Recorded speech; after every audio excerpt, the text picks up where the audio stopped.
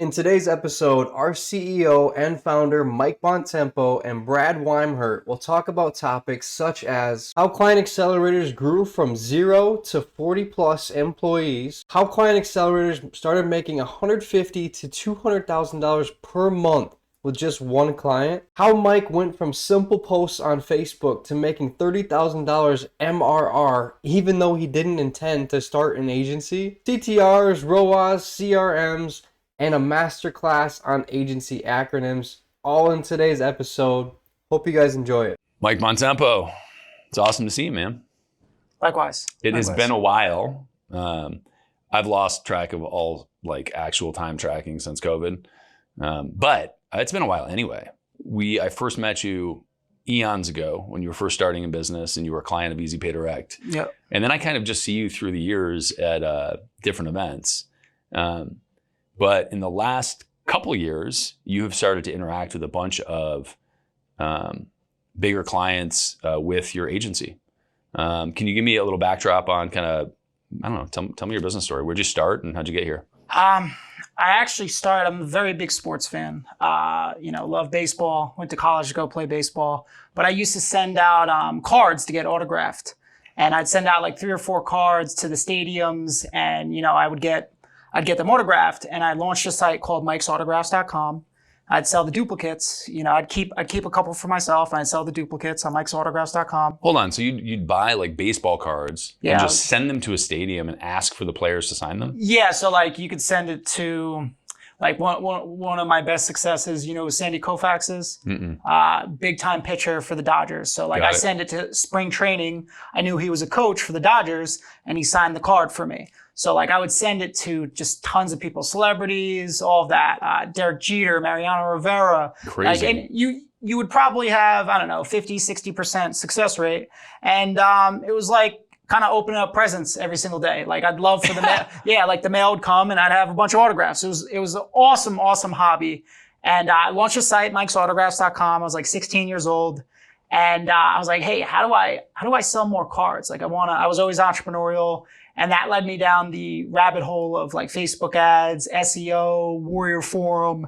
And I went to college, dropped out my first semester, and then I really hit it big with fan pages and CPA offers. So I built all these fan pages to a few million fans. I had 150 fan pages. And this was back when you could get penny likes. And if you made a post on your fan page, you would, everybody would see it. There was no algorithm changes. You made a post, it was in real time, cool. And hold on, let me set frame for this for a second, because now we're in a different era in 2022.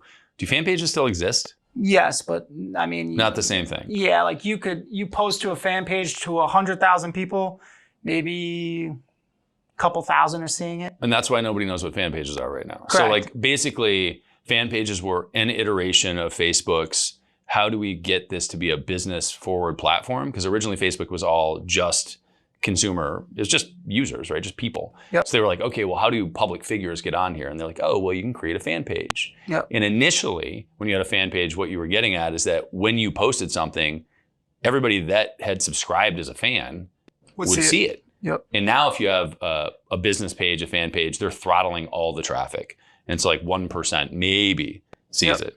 Is that where we're at? Yeah, exactly. So awesome. I started Steelers fans, Yankees fans, Lakers fans. So I would build all these themed pages. And then I started doing a lot of CPA offers like lead gen. There was an offer called Scholarship Zone that I promoted. And we were doing, anywhere from 800 to 1,000 leads a day, getting paid anywhere from $6 to $28 a lead.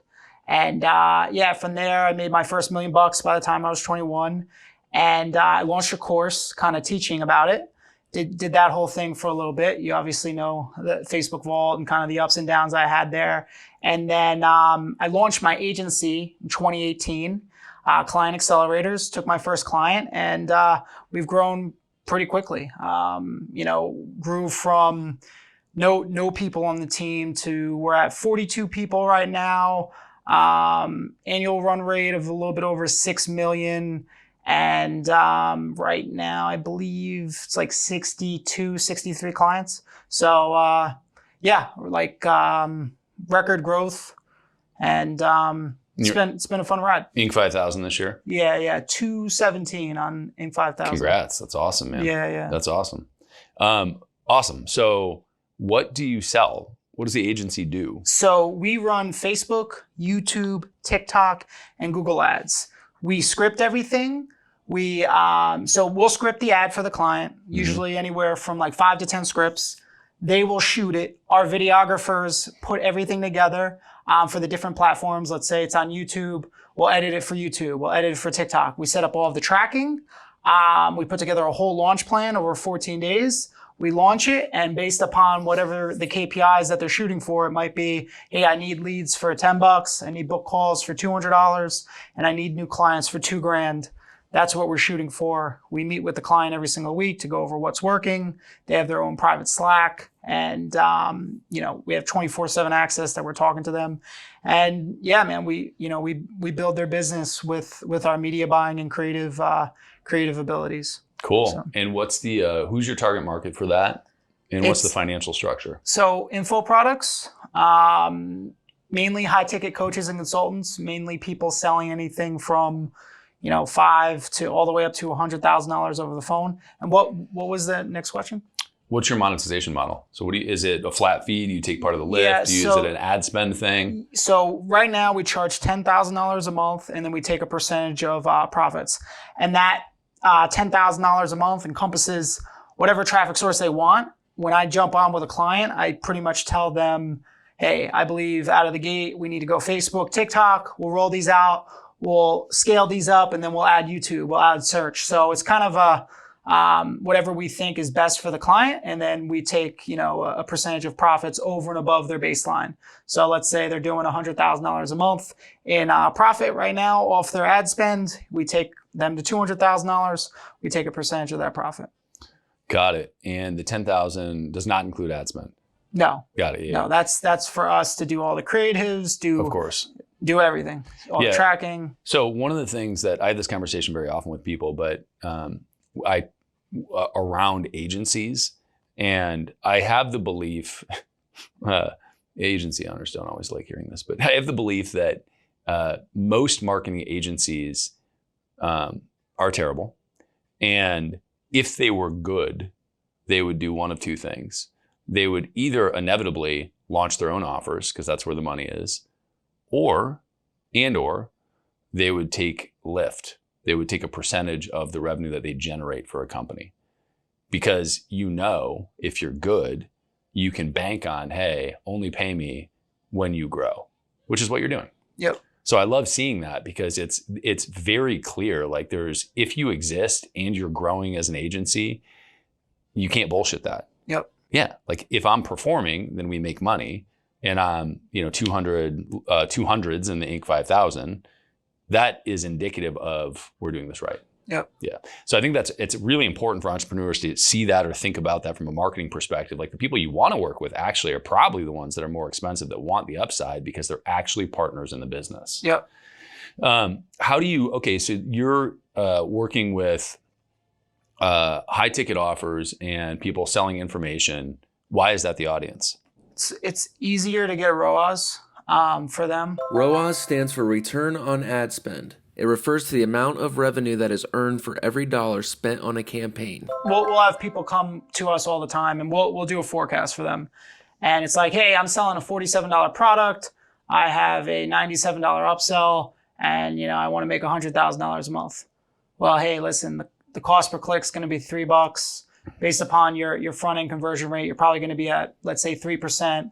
Even on a upsell take rate of 20%, your CPA might be $100, $150. Your AOV might be $50 to $60. The economics don't work. CPA stands for cost per acquisition. It refers to the fee a company will pay for an advertisement that results in a sale. And AOV stands for average order value. It tracks the average dollar amount spent each time a customer places an order on a website or mobile app. If you don't have that high ticket on the back end, it's tough to make the economics work, especially with how expensive traffic is now. Right. Like you can't, even it used to be back in the day, you could run a $9.97 offer.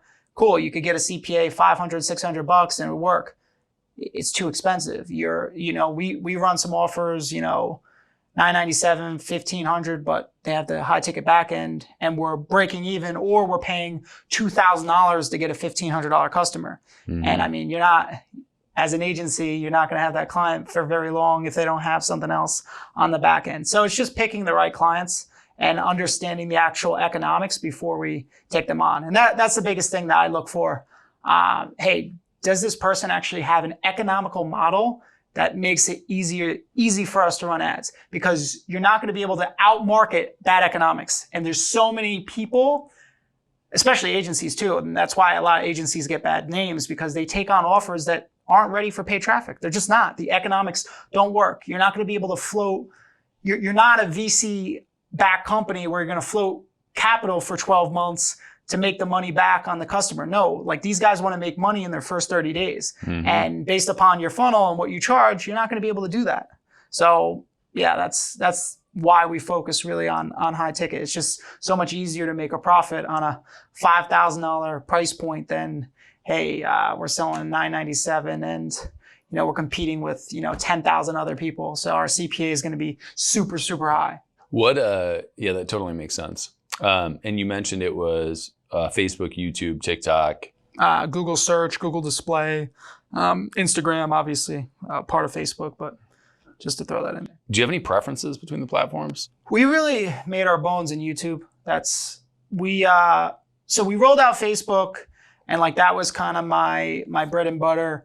And then I kind of looked at the marketplace. I'm like, there are so many Facebook agencies, and it's like, hey, you're running Facebook, I'm doing okay. You'd much rather try YouTube, like a new opportunity, than, hey, maybe you guys could run Facebook 15 to 20% better than this other agency. So I really went and I assessed the marketplace. I'm like, where's the gap in the market? So we went and we cracked YouTube for a couple big names, Russ Ruffino. We scaled one offer, Sophie Howard, to about $2 million a month in ad spend. They were doing like $10 million a month in sales off that. So we really made our bones in YouTube, and that's kind of our bread and butter. I would say Facebook is second, and TikTok's third. The one issue with TikTok right now is the compliance.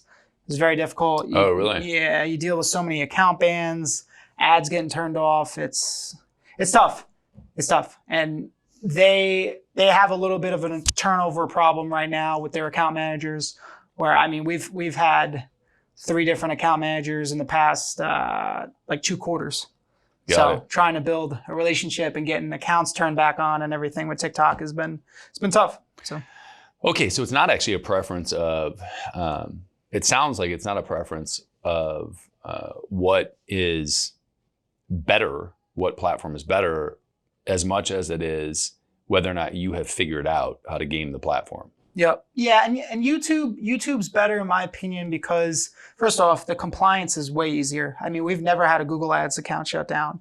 Like, we've had Facebook ads accounts shut down, TikTok ads accounts shut down. Never had any problems with YouTube. You get ads disapproved every now and then, but you can say a lot more on Google and get away with a lot more, and ads last a lot longer. We have one ad that we've ran for like 24 months, spent a little bit over $8 million on. It just keeps running. It just keeps running and running and running. On Facebook, I mean, we have ads that last up to 6 months. TikTok's like, the most is like 30 days.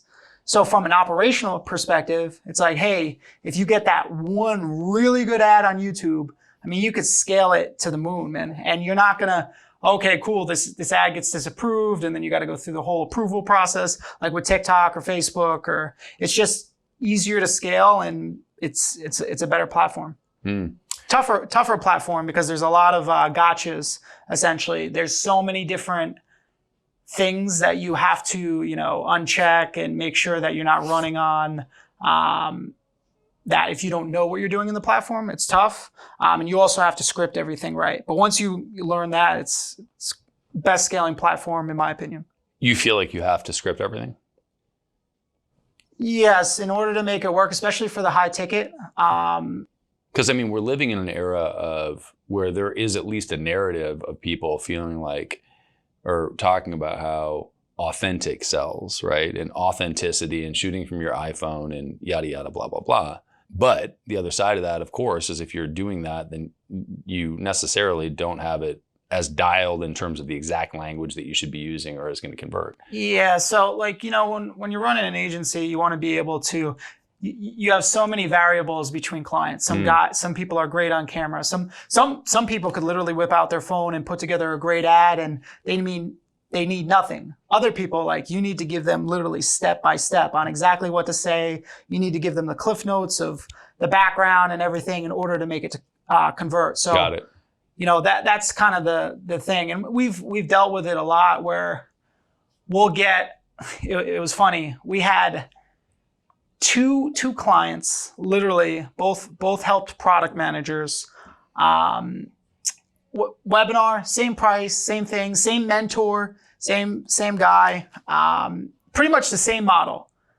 One was terrible on camera, one was good on camera. And, like, we followed the same frameworks, everything. The one that was terrible on camera, we could never dial it in. The other person that was good on camera does great, kills it. And, very interesting. And obviously there's other factors. One's a guy, one's a girl. You have the sales team on the back end and everything, but it was definitely interesting to see that, like, one, she just wasn't very good at camera and, just struggled to really get those CTRs up, just very low energy. Got it. So, okay. So it's this also, the lens through which you're thinking of this is, again, not the platform, but you as an agency and how you leverage the platform. Yep. So the platform, yeah, you might be able to run an ad that is scripted or not, but you and your experience of the platform is like, well, of course it's got to be scripted, because how am I going to take, the client that we plug into the agency and make them successful? You got to be able, because at the end of the day, we're going to get fired if we don't get them results. It doesn't matter, like, hey, you're not good on camera or whatever. And we launched the creative side because so many people just weren't getting us creatives or they weren't able to do it. And I was like, hey, if we want to get to the next level, we got to do pretty much everything for them, other than actually going out there and filming them. Like, hey, we got to give them the scripts. We got to tell them exactly what to say. We got to give them the little cliff notes, like, hey, here's what we want the background to be. And then, doing all the videography to make it like, they can't fail. Before it was like, hey, here's some videos that have worked. Can you model this and do it? And then, we would get it all over, like, people just wouldn't do it right. They weren't good on video. They didn't know how to write the script. So I was like, hey, we have to add this to the agency or we're just never going to be able to get to the next level, especially with some of the busy people. You have somebody that's super busy. Right. They might just not shoot any creative at all. And then you're going to fail. You signed up for YouTube ads and you didn't give us any creative. Well, yeah, I'm going to cancel you guys. I just don't have time to, film. The next step that we're taking is we just built a studio in our Georgia office.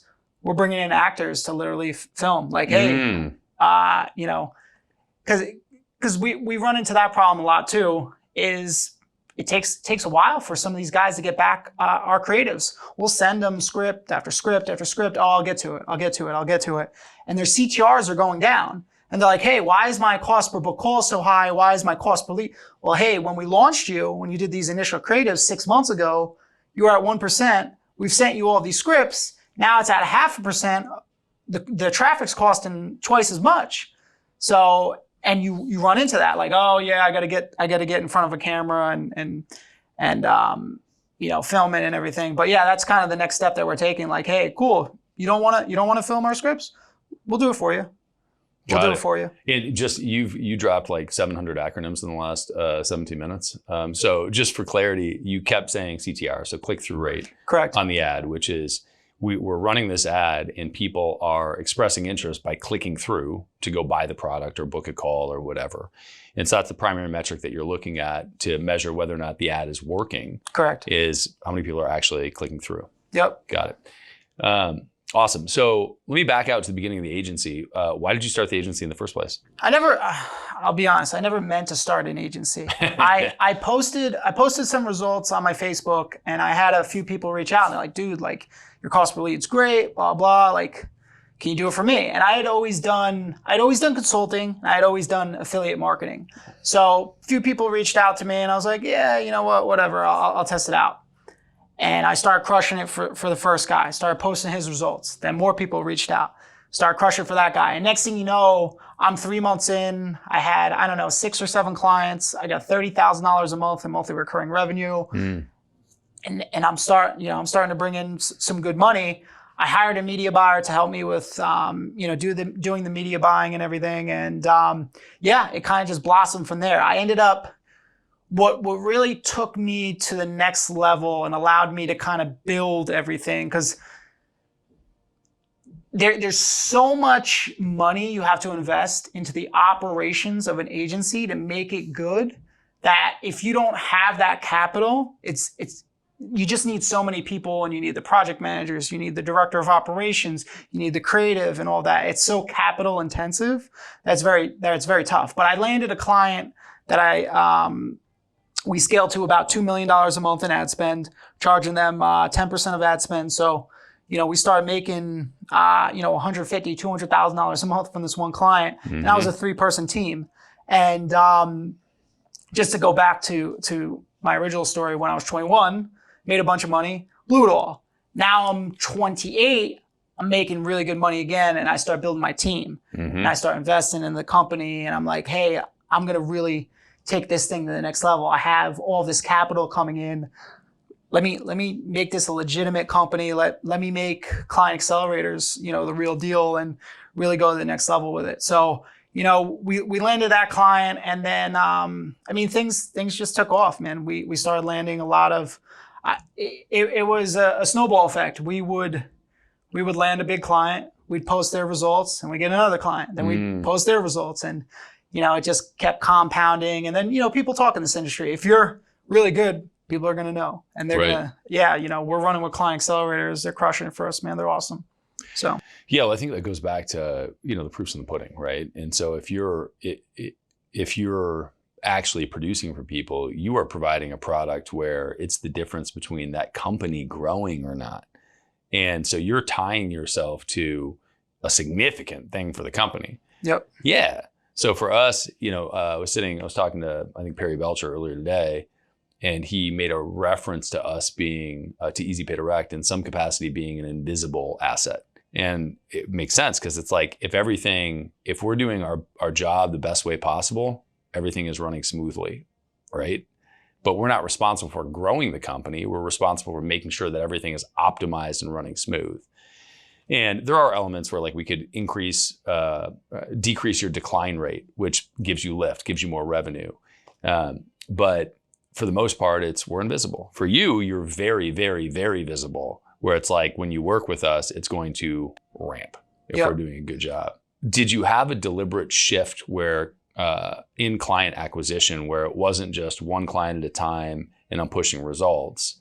Do you have a funnel for client acquisition at this point? Yeah, so we run a call funnel.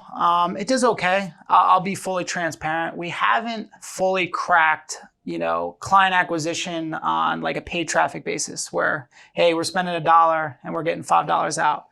The issue that we run into a lot of the times is client will come in, they don't have a funnel that works. So, hey, we got to build them a whole funnel, and or they don't have, next thing you know, they don't have the economics or whatever. And I don't like working 0 to 1. It's like, hey, yeah, we got this working on organic. We're making $50,000 a month because I have a YouTube channel and Instagram, and I make a couple posts and I sell my $10,000 thing. Versus, hey, now I have to take a person off the street, click on the ad, watch a presentation, book a call, and close them. So you need the funnel, you need the emails, you need the operations for all the salespeople. Like, it's a completely different game. Mm-hmm. And we get so many of those people that we haven't been able to crack the paid traffic. So most of it does still come, like, I have an email list of like 50,000 people. I have a good organic following. I get a lot of referrals, stuff like that. And we're close, but not quite there yet, where it's like, hey, every single month we could bring in 10 clients on demand from paid traffic. So. Mm-hmm. Yeah, I think there are a ton of people like that, where it's the, I refer to that as the predictable selling system. Yep. Right? Is that one of the assets of the company? And of course, if you can build the predictable selling system, then the value of the company, certainly on exit to sell to somebody, is way, way, way higher. Yep. Right? Then you're not the one that's in the middle of it pulling in clients. But it's also a difficult one to build. Yep. What do you feel like you do differently as an agency than other people? I would say the focus on tracking. Like we're the high ROAS, obviously, Alex Becker. Mm-hmm. I mean, we have 150 clients on there, whether that's through referring them over there, current clients, consulting or whatever. I mean, we know that like the back of our hand. And I've worked very close with Alex on some of the features. I was one of the original beta users and all of that. So like understanding the tracking and getting everything completely dialed in. We get so many clients that come in, they're like, yeah, I tried high ROAS, it didn't work. And it's because they have so many different, they have a different CRM, they have a different payment processor. CRM stands for Customer Relationship Management. It's a technology for managing all your company's relationships and interactions with customers and potential customers. And it might have been, hey, we needed to fix just a couple little tweaks. We dial in attribution, and now you're actually able to see everything throughout the funnel. So I would say like the tracking and the analytics, we have a whole stats department. We're able to look at the analytics differently. And then the creative. I mean, we have a really, really good creative department. All the copywriters are in-house, videographers, and we've really built the operations in there so we can pump out a ton of creative for every single client. Because at the end of the day, I mean, media buying's becoming more and more of a commodity. Yes, there's great media buyers, but if you don't have great creative, it doesn't matter. I'd much rather have great creative paired with an average media buyer versus a great media buyer and crap creative, because your CTRs are going to be too low. So to lay that out a little bit more plainly, I think that in the marketing space, we talk about media buyers or creative, and to any given business owner, that means, I think, the person that has the capacity to understand how to run ads on the platforms. That's the media buyer, right? Hey, do I know how to? The media buyer is an expert in manipulating and reading the data in the Google platform, the Facebook platform, the TikTok ad platform, whatever. Is this the media buyer? Yeah, correct. And yeah, they're doing the research, they're setting up the campaigns, they're setting up the tracking, all of that. And then the creative is whoever's actually designing the ads. Correct. And doing the language in the ads, sometimes the image, sometimes the video. Yeah, the whatever. Copywriting, they're working with the videographer to, and doing all of the customer research and all of that, and putting it together in an ad that's going to get their attention, get them to actually click. Got it. What are the elements of a great ad for you? Are there through lines? What do you aim for? So for YouTube, out of the gate, we look to like an attention stopper. Like one of the best ads that we've ran is it opens up with like breaking news.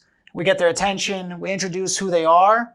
We have testimonials. We have a call to action. Call to action usually shows the actual landing page. Hey, you're going to click on this button. You're going to land on this page. You're going to click this button. You're going to enter your name, your email, and then you're going to watch this presentation. Then it goes back. We do some more proof testimonials. We do another call to action, and then we usually do a timer at the end. So that's mainly the formula that we follow, and then we do different hooks on the front end. So we might do a proof hook. Like, hey, like one of our clients teaches affiliate marketing.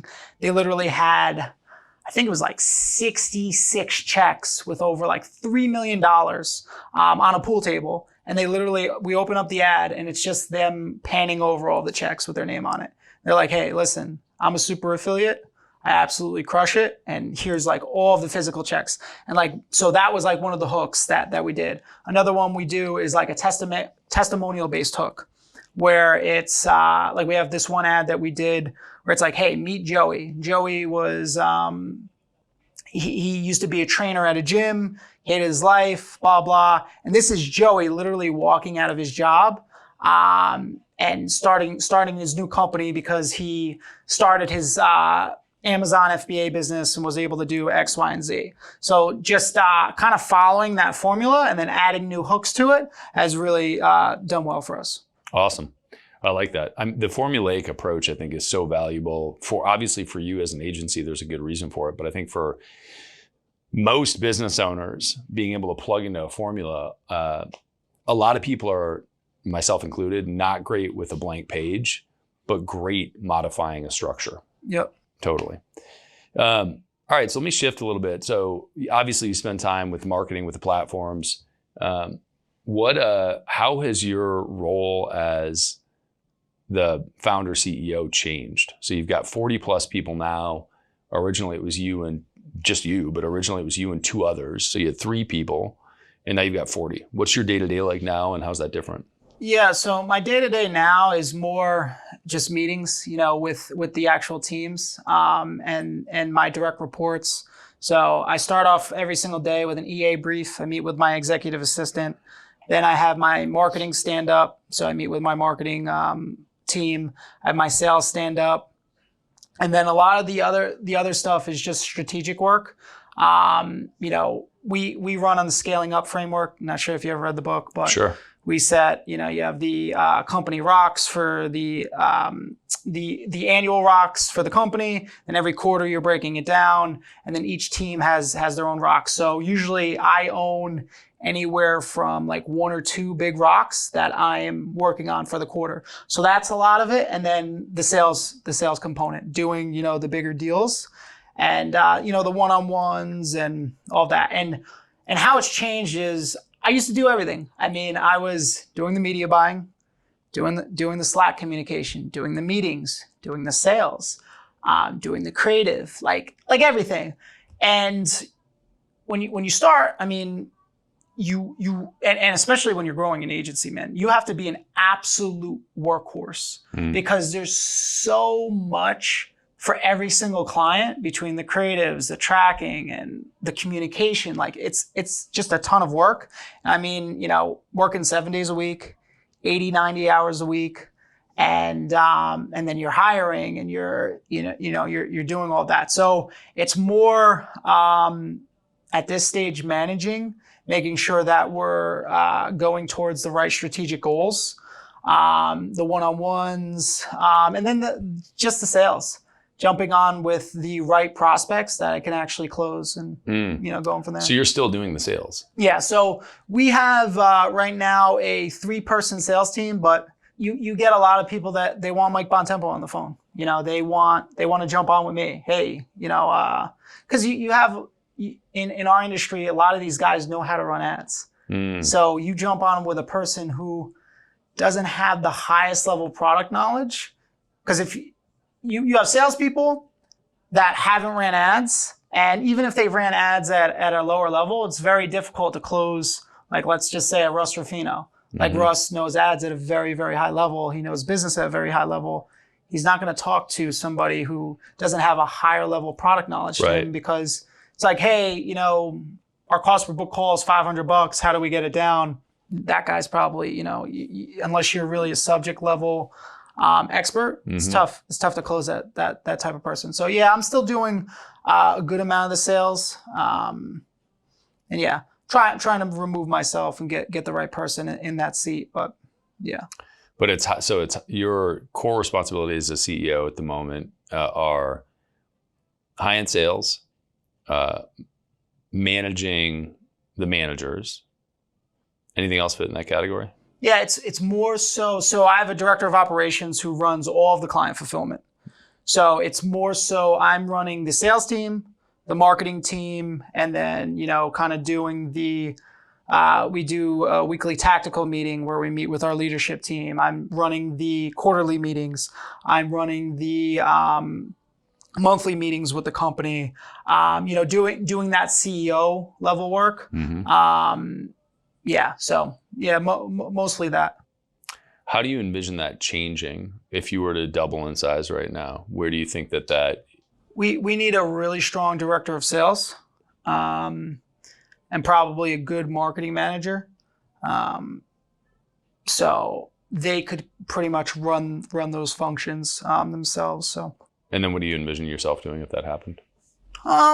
Probably more high level like partnership stuff. And then I think, so we've been building this operational software and probably going a little bit deeper into that. And so there's so many little nuances to just sending out a contract and getting all of the information from the salesperson over to the account managers and the launch team and everything. Like that was one of the biggest problems we had. Like we'd close a client, then the salesperson wouldn't put in the right notes. Our launch team wasn't good. We literally put together a whole software that's one of the features. Sends out the contract, sets up the onboarding, sets off the kickoff. You have all the sales notes, sets up the whole project, assigns all the tasks, so just more high level strategic work, like the software and just probably partnerships, working with guys like you. Hey, how do we integrate with Easy Pay Direct? How do we go to these other companies and just building the relationships there, all the while, the company can run day to day. So that's really where I see it, and kind of recruiting those director level people. Yeah, I feel you. I feel like most founders all have different ideas about where they want to spend their time ultimately and what it means to be CEO and how to optimize that the best way possible. Specifically, bootstrap founders, right? I feel like if you're raising money, you get influenced by the people that give you money and kind of guide you and say, this is your role. Yeah. And you need to get these people in place or whatever. But I certainly lean in the direction personally of, I like the strategic partnerships, the big deals. But I grew up in sales, right? Yep. And that's kind of where I want to live. Yep. Do you think you would have done anything differently in growing the agency if you were to do it again? Oh yeah. Tons of things differently. I'm trying to think like the number one thing I would do differently, because there's so many different things. I would probably say staying all in house. So what ended up happening was I had a little office that I rented. I ended up buying a bigger office down the street. I bought it in February of 2020. Had all these people in house. Culture was great. COVID hits. And then people just didn't want to come to the office. And my number two at the time, he was against it as well. And we got to a point where we had so many people on the team that we started building out remote, and we had so many people on the team, and people on my team would keep going out. Oh, we got to hire more people. We got to hire more people. These people are saying they're overworked. Well, they weren't really overworked. They were working 2 hours a day, 3 hours a day. And the gifts of COVID. Yeah, literally. So I would say that's the number one thing. We were at a point in the company where we had 35 clients, and I was steering the ship. There was 10 people in the company. We were running fine. Now we have double the clients, but we have over 40 people. Our service has gotten better. Things run a lot smoother, but we got to a point where we were so bloated because I didn't have the right leaders in place. So I made mistakes with hiring inexperienced directors, and then just not listening to my gut. Hey, we should have these people in house. It was a mistake with. I had my number two at the time. He didn't believe in office. He's like, remote is the way. Remote is the way. And I was always fighting him on that. But it's tough to run the sales and marketing and then run the team in house for the fulfillment. And you don't have your number two who really wants people in house. He wanted to be remote. And then the next problem was you had so many people who were like, oh, I'm overworked. And then when I installed a new leader, we actually installed time tracking, and we had a bunch of people in the creative department and in a bunch of different departments. I don't have enough work for 40 hours. Well, a couple months ago, you were saying you're overworked. And now guys were, they're doing 15, 20 hours, and we were paying them for 40. Right. So it was really, I made some hiring mistakes, And then I would say the remote thing. Especially with an agency, like an agency is it's knowledge. Like you're running ads. You have to have a high level of knowledge and understanding every single client. And it's tough to get that when you're remote. Like if you don't have, you have the senior media buyer in here. You have the copywriter right here. You have some of the junior media buyers. Like you can literally take somebody off the street, you put them in my office, I could make them a pretty damn good media buyer in 3 months. You take somebody who has 2 years worth of media buying experience, they're not in the office, they don't have, it's tougher to manage them and everything. They're not going to progress as quickly. And, when you're running an agency, operations are everything. It's literally everything. It's a people business. So, the whole remote thing, and we're reversing that. We're building. We opened up an office in Georgia.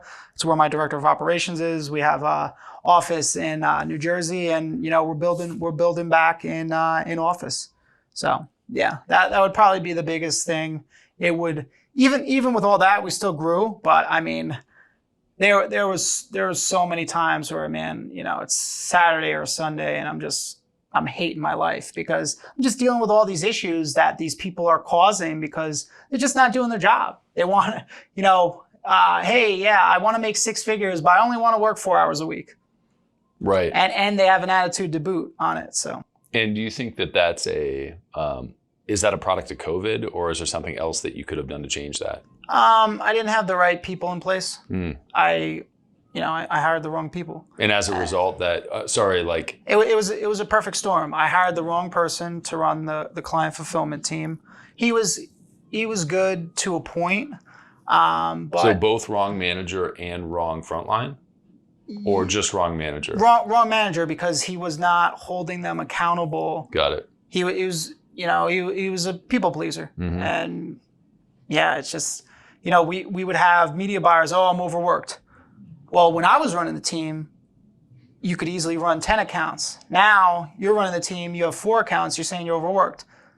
What is it? No, you're not overworked.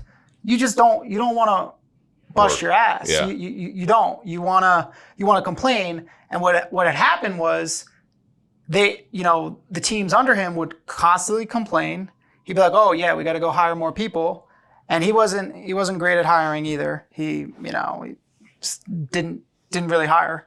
I had to do a lot of the hiring. So, unfortunately, I just made a big mistake, hiring certain people in my company. And if I had to do it all over again, I would. The experience. You got to get people that have been there, done that before already, and that have the right attitude. I've hired other people from other companies too, and they were remote.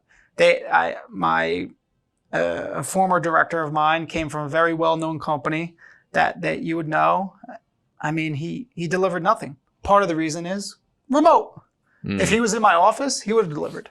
So what are the things? So I am also a big proponent of having people in the office, partly because of culture, partly because there's some level of accountability that I think is just inherent in being physically present. Yeah. But if you had to distill what you look for in those hires, let's assume that you are going back and being in office. What's the general approach to hiring for you, and what do you think you've learned? What did you do previously, and what are you doing now? So we follow the WHO method. I don't know if you ever read the book, but we run through that. I really think that the big difference is the remote versus in office. When I get somebody, I guarantee you, if I would have had, there's 3 specific people that we recently had to let go that were all remote, that were like leaders in my company. If they were in my office every single day, I get at least double out of them. Double. Because I'm interacting with you every single day and I'm holding you accountable. Hey, listen, man, we were supposed to deliver this funnel Monday. What's going on? You're not going to be able to sit there and bullshit me and be like, oh, well, no, you're going to get, hey, listen, man, I need this done today. Right. Like it needs to be done today. Like, let's go. And that could go back to, a culture fit and an attitude thing. And yeah, but it's so hard to screen for that. Like we hired this one guy who literally, he did it for his previous company. He scaled them out, their marketing department. And I think him being remote, he didn't have the same level of fire up under his ass because his previous company, he was in-house. Mm-hmm. And he had the skill set. He knew exactly what to do. He just didn't do it. Just didn't want to do it. And, I go back to the remote thing where it's just, the expectations were there. We had literally hey, here's the number one objective you need to complete. It's due exactly by this. Doing all the one-on-ones, So, yeah, I really think it's the whole remote thing. And I think people are going to reverse very soon because you had a period of time where it was an employee, it was a good job market for employees, where all these companies were getting tons of credit, tons of capital from these VCs. So they're cool. You're a junior media buyer. Here's $100,000. Right. Well, of course that person's going to go and jump ship and, oh, you're not going to give me a 4-hour work week. You're not going to consent to my demands. Cool. I'll go work for them. Now it's different. It's like, okay, cool. There's layoffs happening. Hey, if you don't come into the office, you're going to get let go. And before it's like, okay, I don't care if I'm going to get let go. I have 10 other job offers ready to go. Now it's like, hey, I get let go. Damn, I'm out of a job and I don't have any leverage. So, I think it's going to change. And you kind of look at Google, you look at these big companies, man. They want people back in the office, man. Yeah. They want people back in the office. It's much easier to manage. And the camaraderie you get. I can literally walk across my office and give somebody a nugget of information that could completely change everything for a client. It might only take me 10 seconds of my time. Right. And just because I'm in the vicinity of that. Right. And it would happen. Like we had this one client who was struggling. She worked with CEOs who weren't very good at delegating. And I was like, hey, listen, why don't you put together an angle with Elon Musk and talk about how he's able to run 3 companies simultaneously as the CEO and use him as the hook. He's like, oh, wow, that's genius. Took me literally like 20 seconds. That was the best ad that they had ever ran before. And this guy was a junior media buyer. He was 3 months in.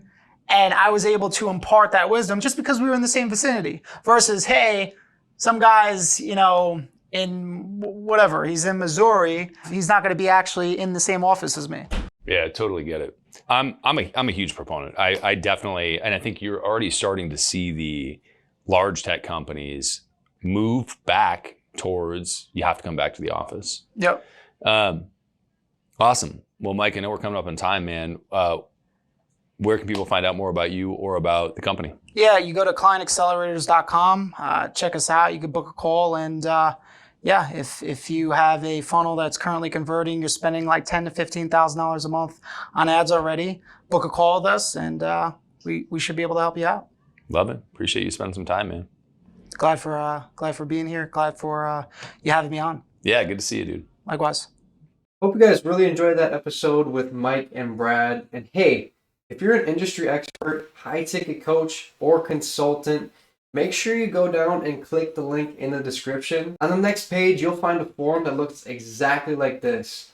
And if you want to figure out how we can help you scale up your ads, go fill out the form on the next page and choose a time that works best for you. You'll hop on a strategy session with a member of our team, and we'll go through your current marketing strategy, kind of figure out where you're at now, and we'll develop an action plan for you to actually be able to make your marketing much more profitable. So hopefully we'll see you there.